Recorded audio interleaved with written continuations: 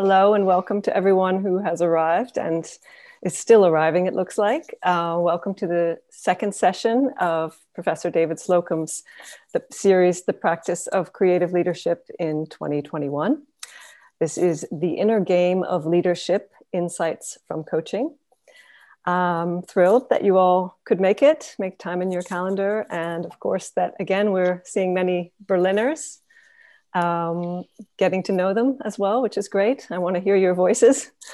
My name is Rose Merrill. I'm the content strategist at the Berlin School. I'm your host tonight. If you have any technical difficulties, I will try and solve them. As you noticed, it might take a moment, but write to me directly and I'll try and help you out. After David's talk, we're going to open up the field or court, as it were, in this context, for questions. And if you have questions that arise during his talk, you can already put them in the chat window and we'll just do our best to go through them in order. Please keep your microphones muted. We're recording this webinar, so we want the best possible quality. And now I will again pass the microphone over to Professor David Slocum. Thank you, Rose, and thanks everybody for being here. I'm very excited. I miss all of you. So even as you see from the clouds behind me, I want to descend to wherever you are and further a little Berlin School connection, creative leadership insights, I believe, related to what I'm calling in this series, the practice of creative leadership. And I'll say a bit in the beginning about how today's topic, which is the inner game of, or the inside game of leadership, fits in this larger discussion that I'm hoping we have over the next 6 weeks or 5 weeks from now, and including the January session. This is, as our friend Julian Stodd would say, is a topic where I'm trying to work aloud to develop thinking. So I don't have definitive answers. There's a lot of research, particularly today. I'm going to be throwing up a lot of different, both academic research, but also more accessible writing that I think can help you. But the idea here is that in each of these 6 sessions that I share some ideas, draw some connections on a given topic, like we did last time on craft, or this time on the inside game. And then over our 6 weeks together, we'll see what commonalities there are, what similarities or wider connections we can see that maybe help us to constitute a working understanding of the practice of creative leadership. So with that said, I'll share my screen and start the presentation. I'll just echo what Rose mentioned about entering your questions as you may have them in the chat, and she will be a wonderful curator and see what's common, what's pressing. Don't want you to lose questions or thoughts or challenges that you may have along the way. And then after 35, 40, some of you know me, I can be wordy, maybe 45 minutes, we will get to questions and some discussion, but please, please don't be shy about, again, comments, additional examples, objections, anything that what I'm discussing may stir in your mind. Okay, so with that, yes, I have a slide deck for us, and we can begin. So this is, as I mentioned, the second of 6 sessions on what I'm calling the practice of creative leadership, and I recognize a lot of familiar names and faces here. So I hope many of you were able to attend the first session. We've now set the dates for all of the different sessions in the series. As you see, it's effectively the second Thursday of each month. And I might mention that from the session titles, it may appear that we're jumping around a bit. There is a logic to this, I assure you. It's all going to come together by the end. And in particular, just looking at this schedule, I might say that today is going to be a discussion that resembles what we did last time. We talked about craft last time, talking about the inner game of leadership. We're going to be, as our friend Sarah Beckman would refer to it, we're going to be a little higher on the ladder of abstraction today. So I'm going to provide some examples and some anecdotes, some reference to individual cases, but we're going to be talking a bit more abstractly at times. Don't worry, hang with me. It's all going to, I think, come back at the end, and it's especially going to come down the ladder of abstraction next week, or next month, I should say, on March 11th, because the design of this series is that we talk about craft in fairly general terms, very, very large, complicated topic, similarly with what I'll be referring to as the inner game of leadership.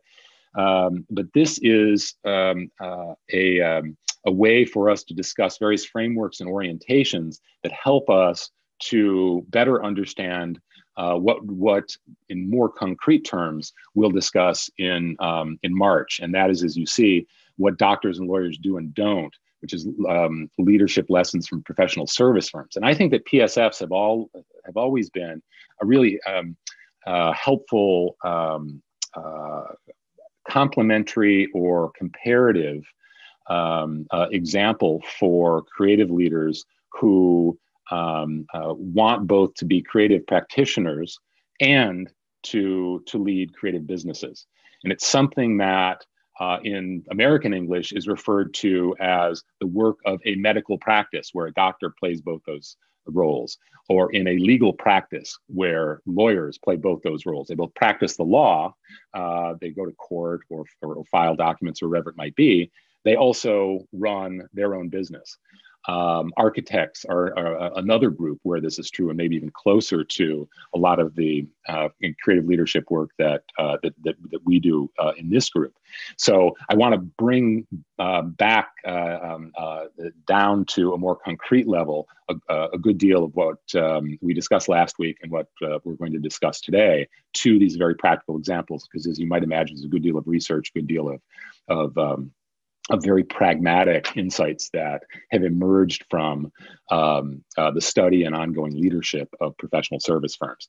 And then I'll talk about the last three sessions in more detail when those approach. So just briefly, I want to show two slides, and these really follow from what we did together in January during the first session on craft.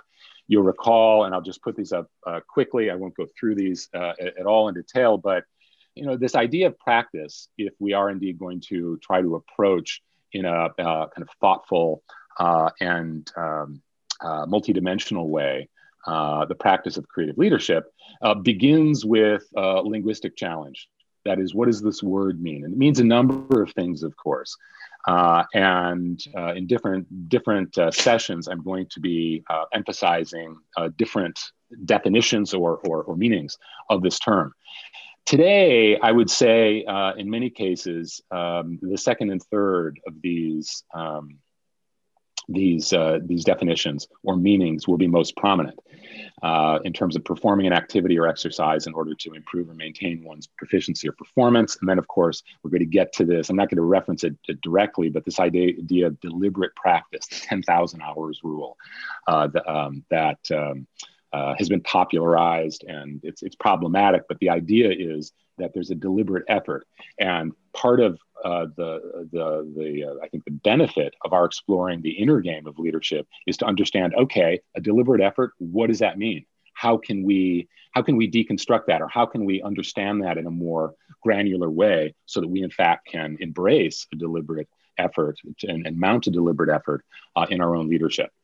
One of the things that in terms of coaching broadly conceived that may come to many of your own minds today is this fifth and final bullet or meaning, which has to do with what could be seen as a teacher or a coach of a religious or spiritual practice. And I acknowledge that completely. It could be included here, but what I'd like to do is hold off on talking about that approach to or meaning of practice until we reach May, when the May session will be about what I call self-making. It's revisiting authentic leadership, and I think there we can address more directly this question of, say, spiritual coaches or teachers or guides.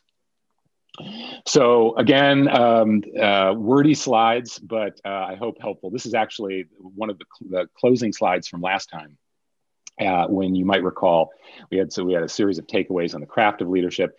I'm not going to go through these, but especially when we post these slides later, I mean, part of the idea, again, the concept behind this overall series is that we interrogate each month a different topic that I believe relates helpfully to a better understanding of the practice of creative leadership. And I put this up now because, as you'll see by the end, a number of the insights and takeaways from this session on the inner game of leadership, in fact, overlap with or are in some ways comparable to what we discussed last time in terms of craft. So even the first one, this idea of a continuous, experience-based, action-driven learning process, that's something that, in terms of the inner game, we're going to see from a slightly different perspective how that is also very relevant. And over the course of our 6 sessions together, I want to propose that there are going to be some of these similarities that help us to constitute a kind of working definition of the practice of creative leadership. Okay, so with that, I want to move on to the inside game. I'm calling this obviously both the inside game of leadership and the inner game of leadership. I'm going to qualify this a little, but I think both of those terms work, and different commentators, different writers, and researchers use different terms. For our purposes, I want to suggest to you that the terms are interchangeable. Okay, so where does the inside game of leadership, where does that term originate? In 1974, a tennis coach named Timothy Gallwey wrote a book called The Inner Game. The Inside Game of Tennis. And as you see from the title on this slide, he had a very basic formula. So that performance equals preparation minus interference. And he came to this because he understood that he was, as a tennis coach, often able to prepare his players exquisitely. They were utterly prepared in practice to perform, to move around the court, to hit the right shots. But when it came to doing that in a game, there was interference. And the interference he noticed, and this was, I think, his great insight, and it's something that we're going to be playing with and teasing out over the course of the next half hour or so. That interference, he saw it, was largely from inside the players themselves. In other words, there was the competitor on the other side of the court. There may be conditions in terms of being very hot or humid or even windy on a court, but ultimately the interference with however those players had prepared was something that came from how it was that they were in fact focusing on the playing the game itself. And so what Gallwey did was to ponder this, and he observed his players. He especially observed how it is that they learned from him and were able to translate what they did in practice to what they were able to do in games. And he came to the conclusion that there were, in fact, two different selves in each player. And for him, he called these two selves, self one and self two. And as you see, he referred to them as the judging self and the doing self. And in most cases, he saw the interference with the players' preparation and ultimately how they were able to perform as emerging from the judging self one getting in the way of doing self two. Another way of talking about this is that players overthought what it is they were doing on court. And they weren't actually able to follow through on what they knew they should do, what they had practiced, how they had prepared. Now, as we're going to see, there are a lot of examples. We're going to talk about the inner game or the inside game and peak performance and flow. And there's a lot of research that's related to sports here, or mountain climbing, extreme activities. And I think that's exactly right. Also, there's an important area of research on this sort of behavior that has focused on artistic practice. But here I want to just give a very quick example of how this can relate to leadership. I have a current leadership executive coaching client, and she is, by, I believe, any measure, an extraordinary leader. I just heard from her that because of contact tracing, she may have been exposed to COVID on Tuesday. And so this obviously is very stressful. She may have to go into isolation and so forth. But this stress is combined with three other issues that she's already dealing with. One is a very personal issue with her partner, where there's a crisis in their relationship. Two, she is a tremendous caregiver of a younger sibling, which is always a challenge, but especially during COVID times. And three, she's having very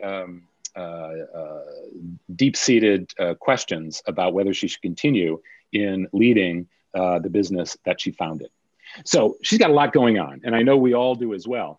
And each of those different challenges or difficulties, requires a very specific intervention and way of thinking and approaching what decision is appropriate and what course of action she should follow. And of course, you try to stitch them together. And again, how she's able best to navigate those difficulties becomes a kind of complicated decision-making process.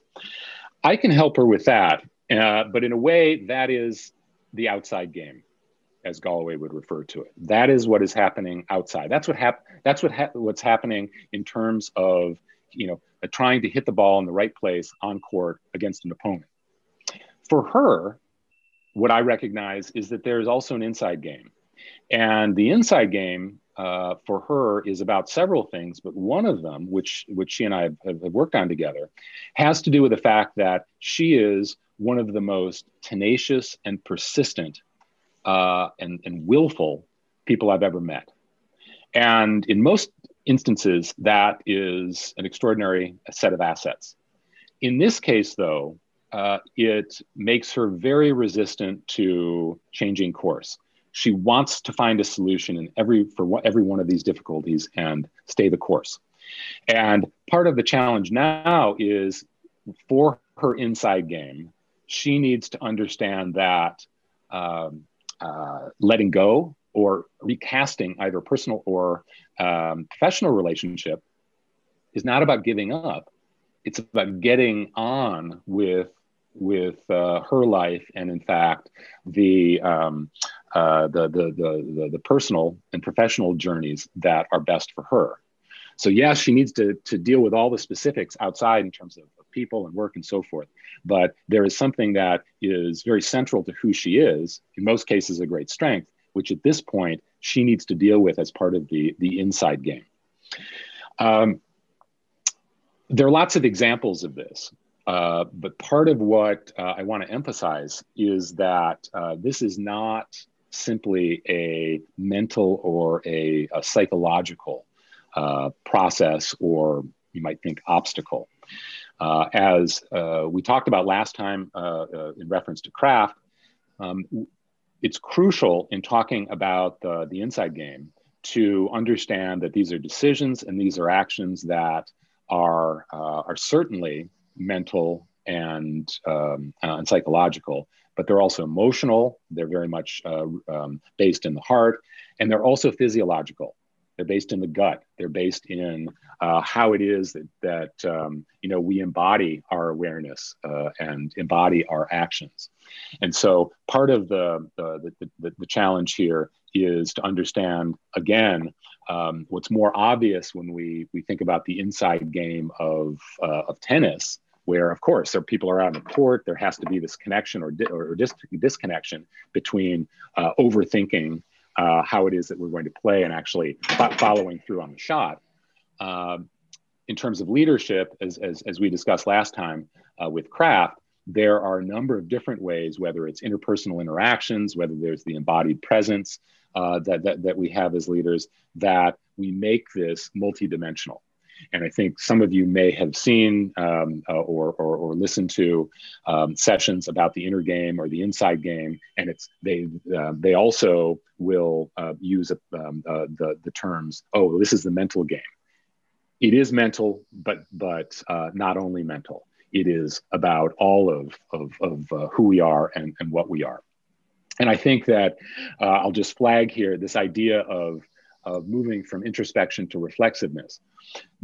There's some kind of research and other writing about this, but this is really a point that I would want to press, that introspection in many ways has historically been conceived of as mental, as almost a cognitive practice. Reflexiveness, I want to broaden.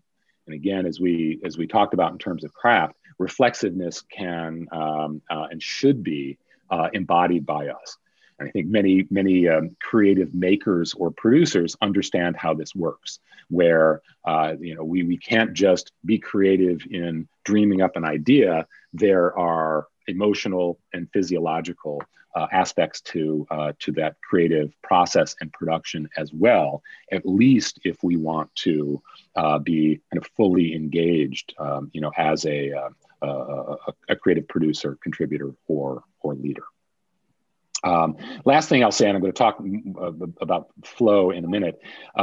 Some of you may know this formula that Brad Stolberg put forward. Stress plus rest equals growth.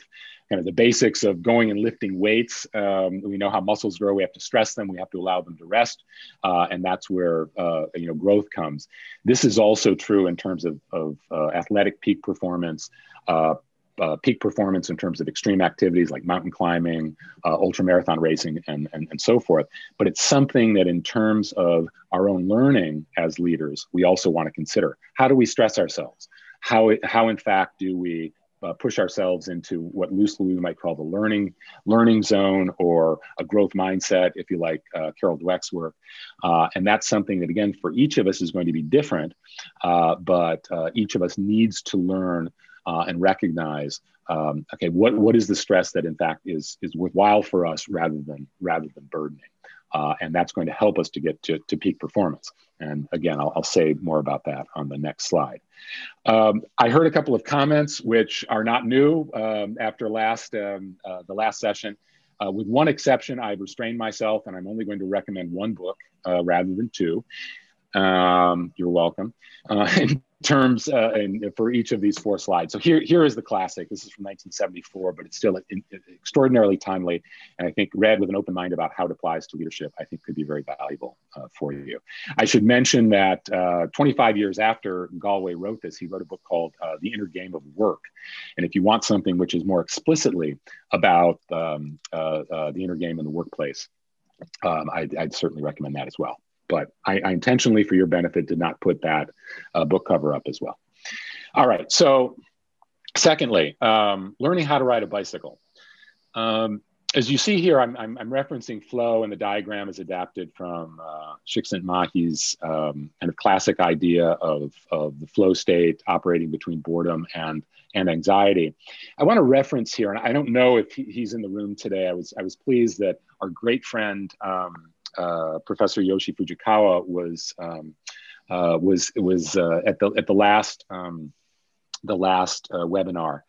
And I'm always pleased when I'm able to recommend what I think is one of the great management and business leadership books of all time, and that was written by kind of two of his colleagues and predecessors at Hitotsubashi ICS, Ikujiro Nonaki and Hirotaka Takeuchi. I've written a couple of books, one of which will be my recommendation for this slide. But in 1995, after writing a seminal article about the knowledge creating company, they wrote a book. And what their thesis was is that organizations, companies in particular, they succeed or fail by managing or mismanaging the transitions and the relationships between what they refer to as tacit knowledge and explicit knowledge. That is, explicit knowledge being what's codified, what's in manuals, the how-tos, the checklists that are in ways formal approaches that individual organizations have for guiding processes, for managing information, and then tacit knowledge, which is more intuitive, which is more deep-rooted in terms of what it is that in fact, allows organizations to continue to work and people in those organizations to succeed. Dorothy Leonard, who's a longtime Harvard Business School professor, came up with a similar idea, what she called deep smarts. The importance of this is that we need to understand that everything that we need to know is not easily available in kind of checklist or list or codified form. And I've used learning how to ride a bicycle as an example. There are other examples.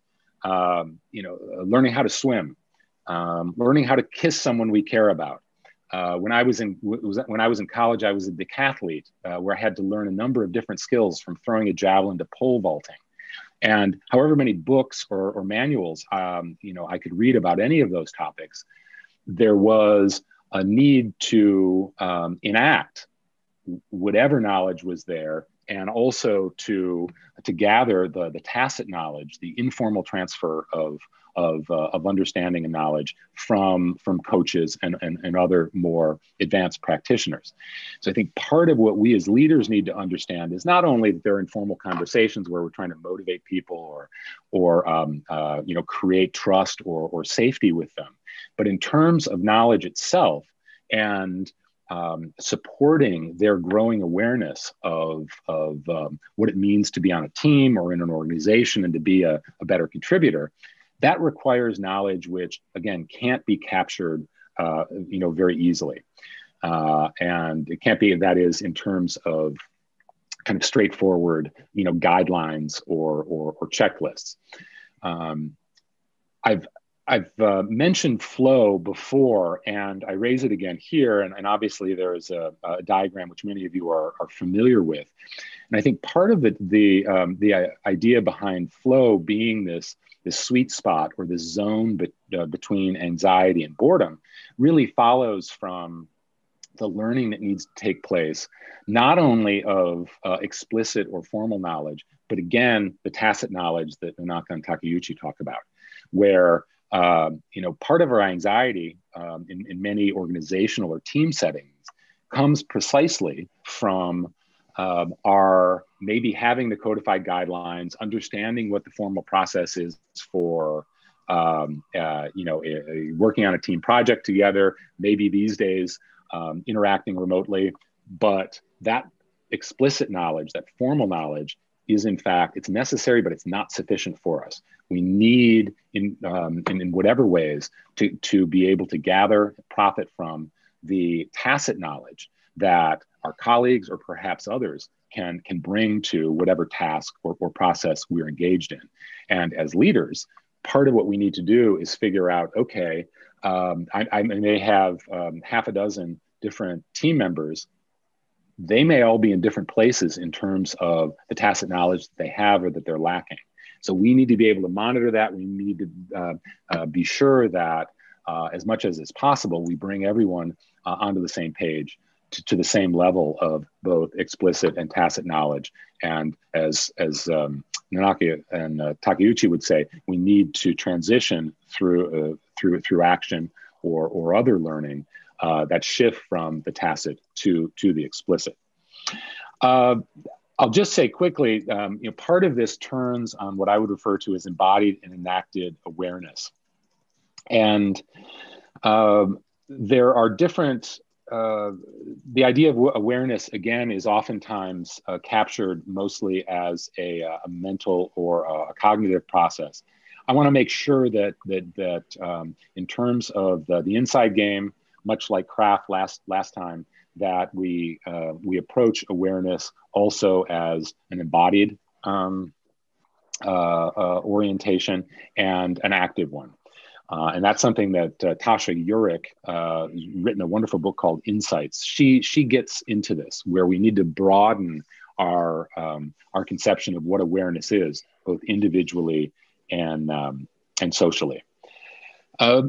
Those of you, especially who have been in the Intro to Creative Leadership class with me recently, know that I'm a fan of attention management. Maura Thomas has, I think, been one of the leaders in having us in ways shift our thinking about time management into thinking about attention management. And here's just a quick example of this. And I put this up not to go through all these words, but to make one major point, and that is that many people wrongly or mistakenly believe that they should always want to individually or socially aspire to being in a flow state. And part of what I would propose, certainly for the inside game and this balance and rhythm that has to exist between the judging self and the doing self, is that flow and being fully absorbed and ultra focused on a given task or experience, that is absolutely appropriate for some experiences. Maybe, in fact, playing tennis, and maybe, in fact, being in certain stages of a creative production process. But there are other times in other processes, certainly in terms of creative business leadership, there are going to be other demands where we need to step back from an aspiration or pursuit of flow. And we need to acknowledge that, in fact, we want to be in another quadrant here, as Thomas characterizes attention management. So, for example, in the lower right, we want potentially to be focused and mindful. In other words, we need still to have some of that judging self, that mindfulness about what it is we're doing. And you see some of the examples here, like a job interview.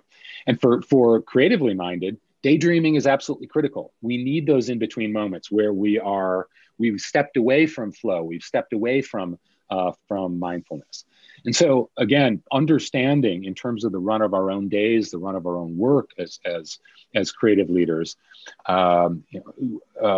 recognizing the different ways that, yes, we engage in attention management, but I think more practically speaking, the way that, in fact, we are mindful of what it is that we're engaged in, how we're interacting with other people, and how it is that we are focused and fully engaged. There's always a dance between those two. And we need to figure out what is the rhythm that is right for us and what is the rhythm that is right for whatever situation that we might be in. And a book recommendation for you. This is actually from a couple of years ago, 2019. This is a follow-up to their original work. And I think, again, this is an extraordinary read. You'll see the subtitle about how companies create continuous innovation. In a way, that's what's so valuable about this follow-up.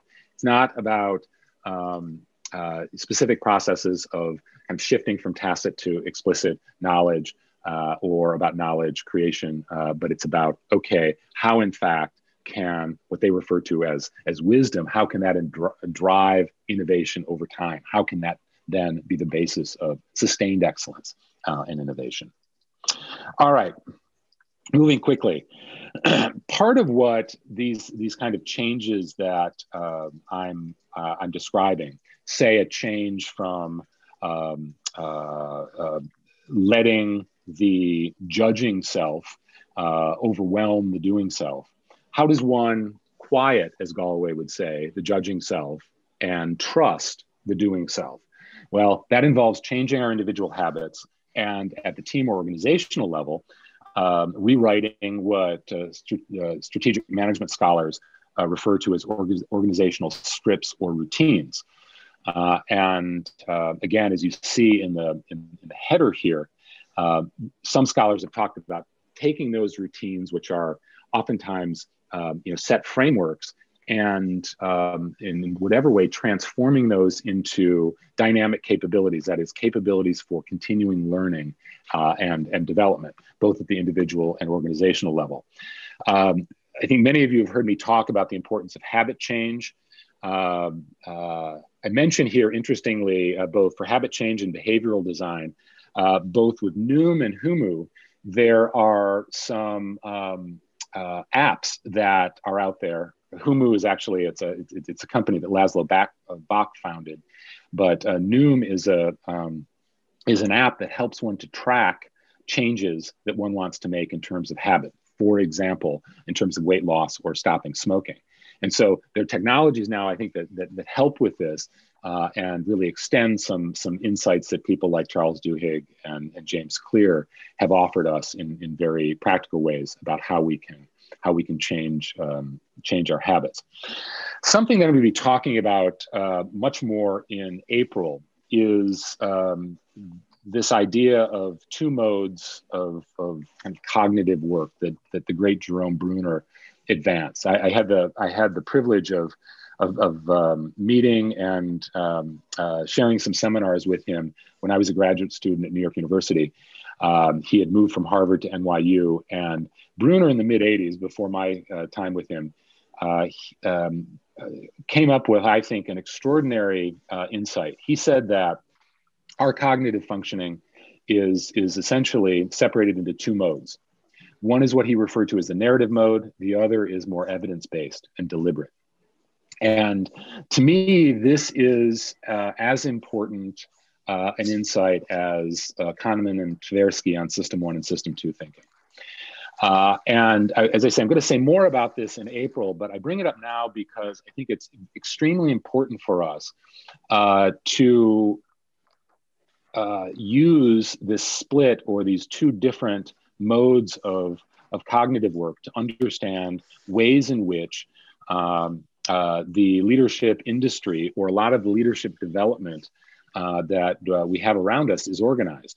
And you see here, I've kind of crudely captured this as, the narrative mode is represented by self-help stories. Much more informal. These are the kind of popular books on leadership development that one finds, or one used to find when we were still in airports at airport bookstores. The deliberate or evidence-based arguments are oftentimes rooted in research, maybe more academic or the work of management consultancies. But our challenge is to be able to take both of these and combine them, again, in ways that are appropriate for us, acknowledging that neither in itself is sufficient. So we need to figure out for ourselves what are the ways that we can best advance ourselves and in terms of understanding both narrative and evidence-based work, but also for others that we're leading. People, of course, respond more easily to stories, but we need to be very cautious. I'm sitting in the US right now, and without wanting to get political, for the last 4 years, a good portion of this country has been overtaken by stories that are not based in fact or evidence. And so we can be very persuasive and influential leaders, but again, we need to always be cautious about combining in a way that's appropriate for the people we're leading these two different modes of cognitive work, both stories and evidence-based arguments. And here, forgive me, I've lapsed. There are two books being recommended. James Clear, whom I've recommended, I think, to many of you before, Atomic Habits, terrific book, very thoughtful.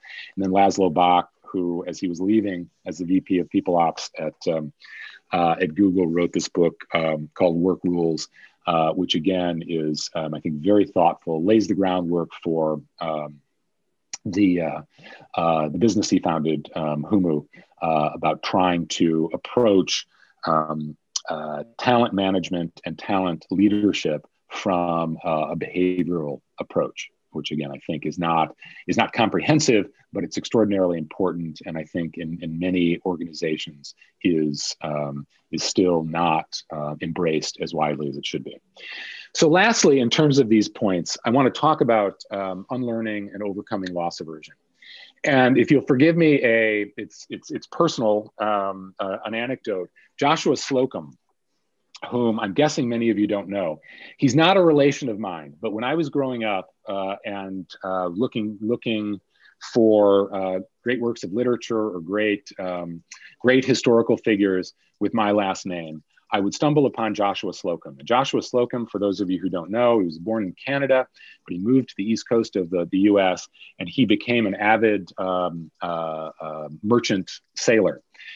More famously, in 1895, he set off on a round-the-world sailing trip.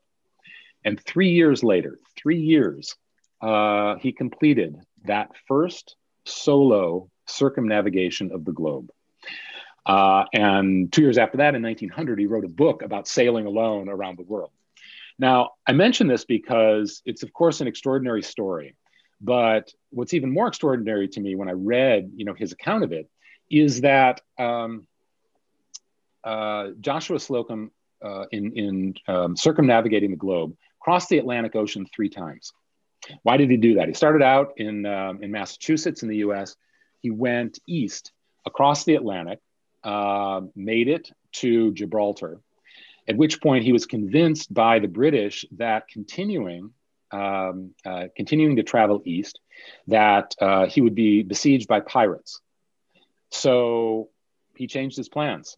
So he crossed back across the Atlantic Ocean west, continued around the southern tip of South America, crossed the Pacific, crossed the Indian Ocean, around South Africa, and for a final time, crossed the Atlantic, returning to Massachusetts.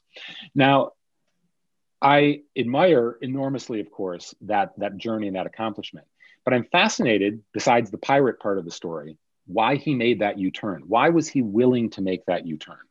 And to me, this is about a key recognition that he could circumnavigate the globe traveling either east or west. That was, in a way, he unlearned that traveling east was, in fact, the only way that he could successfully make that voyage. Unlearning is something, we hear a lot about now. Certainly for those of you who have been to the Asia module, it's something that's referenced there. David Gasset and others talk about this. And there are a number of different approaches to this. You see one of what I think is an example of the work of probably the best researcher on this, a Japanese scholar named Makoto Matsuo, who teaches at Hokkaido Business School. And part of what I want to emphasize here, because we don't have time to go into it in more depth, is that unlearning in research means a number of things, not just kind of broadly definitional differences, but as I've captured in the title of this slide, it may in fact represent different degrees of new learning and transformation or leaving behind of old learning. It may mean, for example, that we put on sunglasses. We, in a way, are seeing slightly differently that which we already know a good deal about. But we have to at least leave something behind as we, see things in a polarized way through sunglasses. It may also mean that we need to be able to focus by putting in contact lenses. That is, that the new learning and the unlearning of the old is a bit more substantive. And then finally, was what we call corrective surgery on our eyes, where these are paradigm shifts. These are more substantive, still changes in our mental models or mindsets about learning. and unlearning. And I think that we can imagine different examples of this, even in terms of the EMBA program, in terms of some topics that we know. You may put on sunglasses after a leadership course. Contact lenses come when you're listening to Paul Verdun.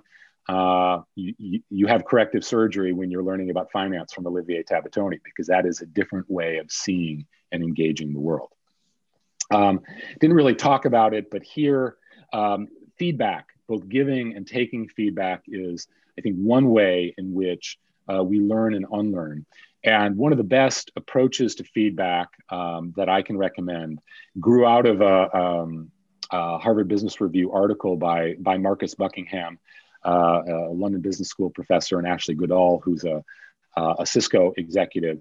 And they included it's actually in 2 chapters in this excellent book on 9 lies about work, which again, I would recommend to you. So in summary, again, there are a lot of words here about what I would say the inner game is. I'm replicating just this format of a summary definition that I used last time in terms of craft. And again, acting on these keywords, I'm going to go quickly. You'll get these slides. You'll see, again, a number of similarities here in terms of reflexiveness, embodied and enacted behaviors, in this case, awareness, unlearning, involving questioning existing assumptions, and ultimately changing habits and developing, behaviors that are more adaptive and generate ongoing learning. And that language, those takeaways are in fact central, I think, both to the inner game and to what we talked about last time in terms of craft. So again, here are it's a full slide full of words, but it picks up on a number of the different priorities that I've tried to tease out, from these different examples. And you see whether it's in terms of emphasizing the kind of continuous, deliberative, experience-based and action-based learning. Again, ongoing reflection back on one's thoughts, feelings, and actions. This is all taking place in different ways, socially or interpersonally, which is why coaching itself, whether it's on a tennis court, in a management context, it's absolutely necessary to have that collaboration and to have the reinforcement that comes from a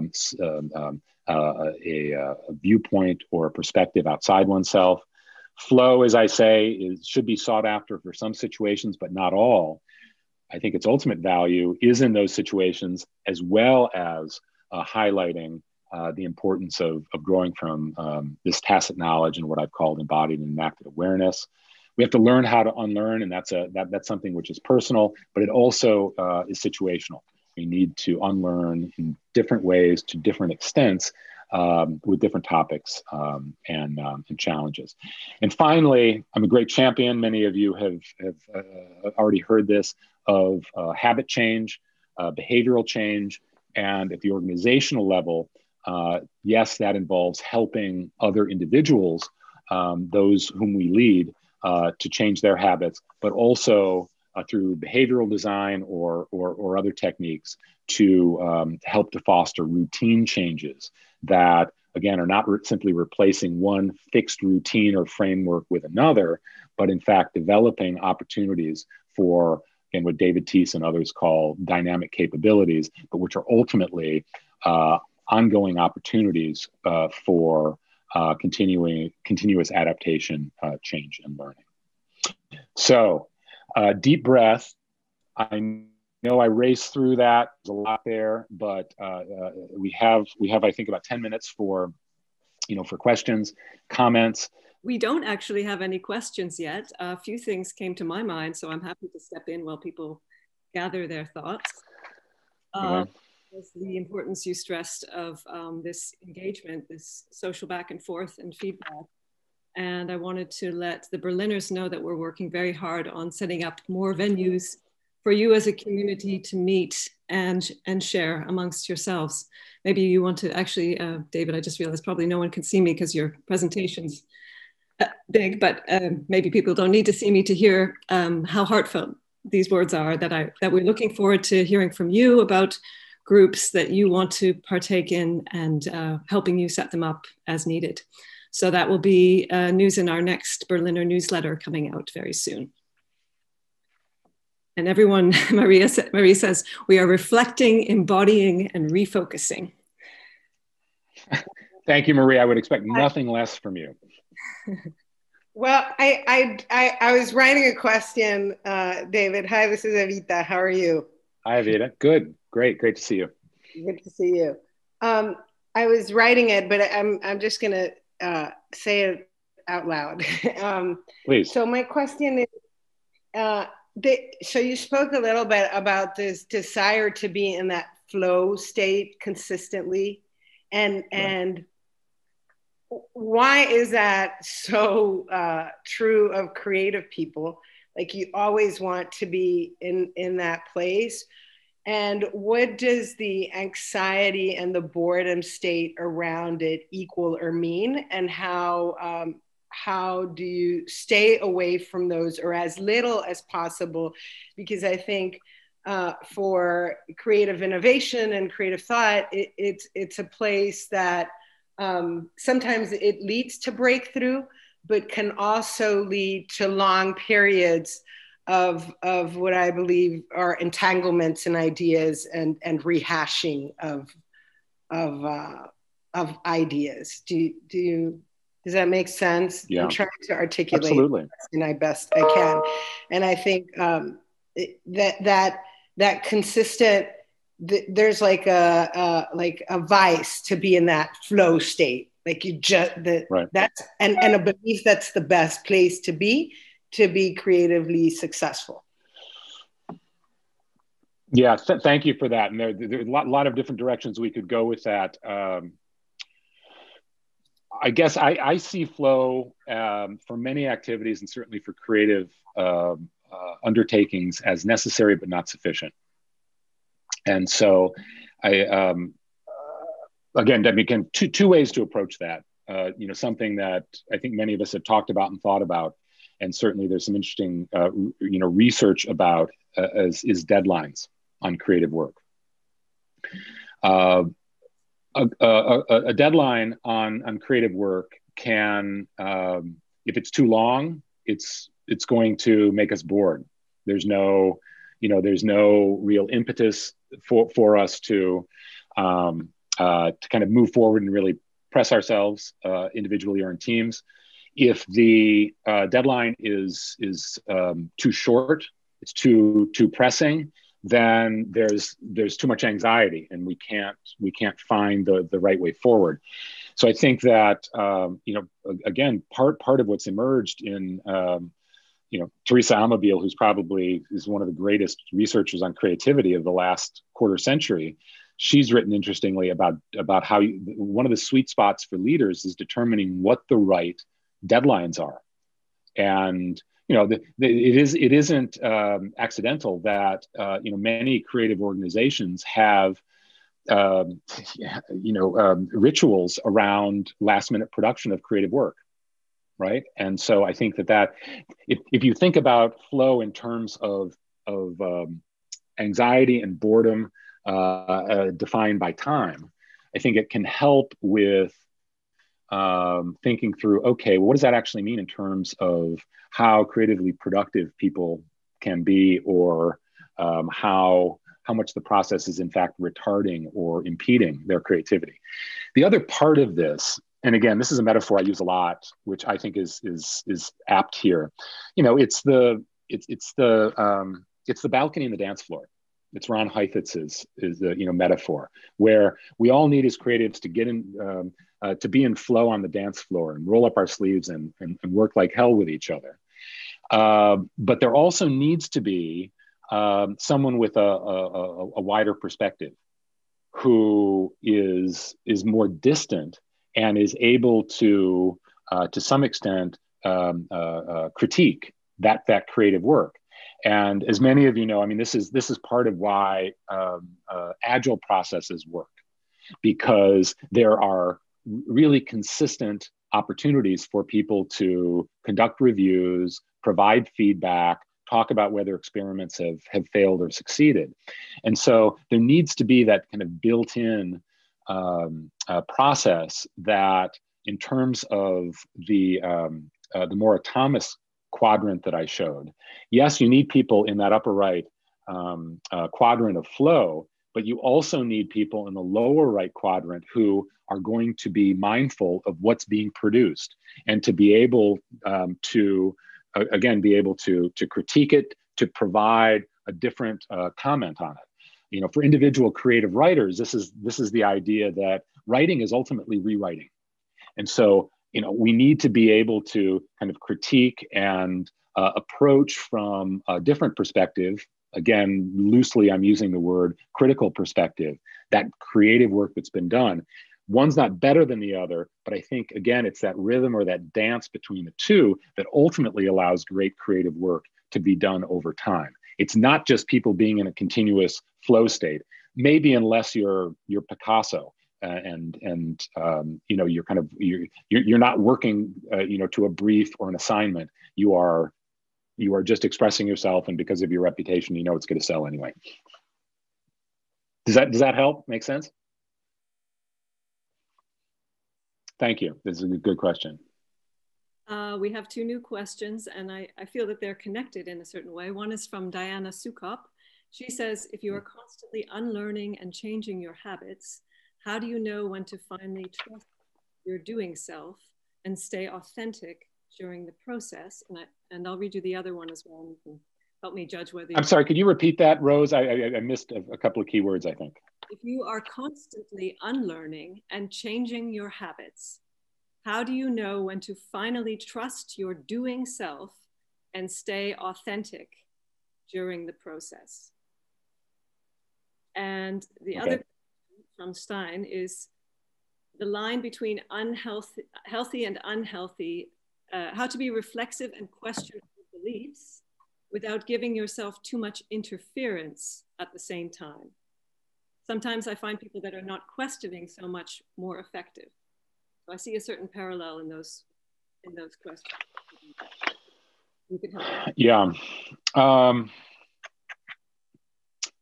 Well, I'll use a phrase that, again, many of you have heard me use before, and it comes from Herminia Ibarra, who talks about the value of, and here's her phrase, design thinking for the self. This is an ongoing process, right?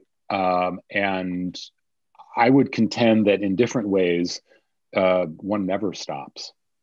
One might refine more and more, more and more closely. One might change direction in terms of where one's unlearning takes place. But it seems to me that you know, part of the practice of leadership and of life, for that matter, is to kind of continue to grow and learn, and that ability to, we need three things to be successful as leaders and as people, right? We need ability, we need willingness, and we need resources. And, you know, to me, being willing to question ourselves, question our assumptions, test our current understandings, that requires a lot of courage and conviction, especially across different areas of our life. But we also need to have kind of the tools to be able to do that. We need, and oftentimes those come from coaches, those come from our interactions from other people who may be modeling, you know, behaviors, vulnerability, provide us with safety. And ultimately, there are kind of resources, which in many cases it's time, energy, and attention, right? So I don't have a magic answer for either of these. I think that you know, as I'll give away the lead here in the fifth of these webinars, revisiting authentic leadership. And you know, authentic leadership is a misnomer. It shouldn't be a noun. It's a verb. It's an ongoing process of our own authentication. And part of what we need to engage in, whether it's through whatever process. They're going to school, through our personal behavior with family and friends and coworkers, whether it's through meditation or spiritual practice. It seems to me that we continue to try to authenticate ourselves, and in fact, whatever snapshot of the authentic person or leader we may have been at 20 may be quite different from who we are at 40, and that's okay. But I don't think there's a stop there. What we do want to ensure is that, again, and I'm going to unpack the word mindfulness in a later session, we need to be mindful. We never want to lose track entirely of that judging self. We never want entirely to miss the perspective that comes from being in Heifetz's balcony. But we need to understand, again, for us, how to how to navigate those two different selves, or those two different spaces in which we live, work, and ultimately change and grow. Does that help? Yeah, definitely. It was kind of a magical answer, though. What's that? One. It was kind of. It was a magical answer? It was a bit of a magical answer, yeah. It was some of your magic that you do in coaching as well, to remind people that there is just more than one part of yourself and more than one story to tell. Exactly. I mean, part of this, and I'm going to talk much more about this starting in April, but I have more and more, and this is the influence I mentioned, working with Sarah Beckman. This is in ways her good influence, but it also seems an understandable progression in terms of my own thinking and beliefs about leadership. One has to think about systems, the systems that we're a part of. And in thinking about systems, and I didn't really dwell on it, but that triangle that was on the very first slide, that's a triangle between performance, experience, and learning that Timothy Gallwey used in his 1999 book on the inner game of work. And it could not be more simple as a triangle, right? But it's profound to me because what he's doing is he's trying to complicate and break what otherwise is for many people an intuitive understanding that experience is a straight linear line to performance. And he's saying, no, it's not. There's a third element here, which is our ongoing learning. However we conceive that, it's our learning, it's our individual growth, it's change that may happen in a team or organization. And that to me is a really profound insight, right? Because what it really points to is not just that we have to complicate these kind of linear understandings of how we get from A to B, or how we make changes in a team or with a client or whoever it might be, but we understand that it's oftentimes the spaces in between. It's the space between our experience and our performance that we need to worry about. And again, it goes back to his idea of what's interfering. Because our experience or our preparation, if we work hard, we're imaginative about it, we take time to learn and grow, should allow us to perform very well. But something gets in the way. And what he's trying to do is he's trying to flip that and say, all right, interference, lack of focus, procrastination, self-doubt may get in the way. And we want to replace that with a learning process that allows us to say, yeah, forgive me, shit's going to happen. But when it does, we need to learn from that rather than letting, those changes derail us. So you're right, it's magical in a way, but we can bring it back down that ladder of abstraction, as far as I'm concerned, oftentimes with the help of some kind of coach, or at least kind of trusted advisors. And we can come up with a way to cope with that in order to ensure that our performance is not as compromised as it otherwise might be. Is that a little less magical? Okay, thank you. Well, wonderful. I think we've reached the end of our time. It's 6 minutes past. Okay. Rose, just very quickly, I'm sorry to interrupt you. Let me just flash this coming attraction. As I say, we will talk more practically about how some of this translates into actual creative creative businesses or businesses that are conceived of as places where practitioners themselves run the business. And I'm primarily going to be looking at medical, legal, and architectural practices. So that's on March 11th, again, second Thursday, but also just other dates for you to save that I want to flag.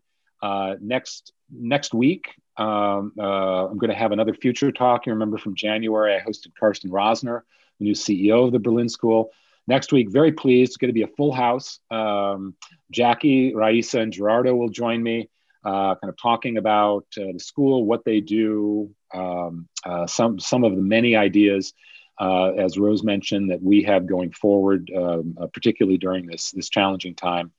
And then 2 weeks from today, I'm delighted. I know many of you tuned in to the first of my friend and colleague, Doug Guthrie's 8-part series on doing business in China, which was, I thought, phenomenal. And session 2 will be in 2 weeks. So this the same time, 1700 or 5 p.m.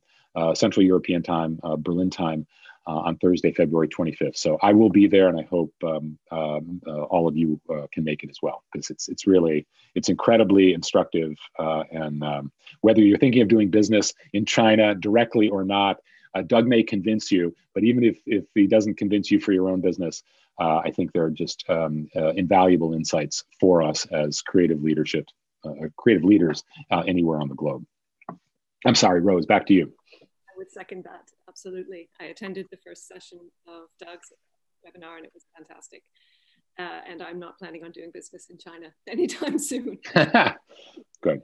Thank you all again for coming. I put an email for feedback in the chat.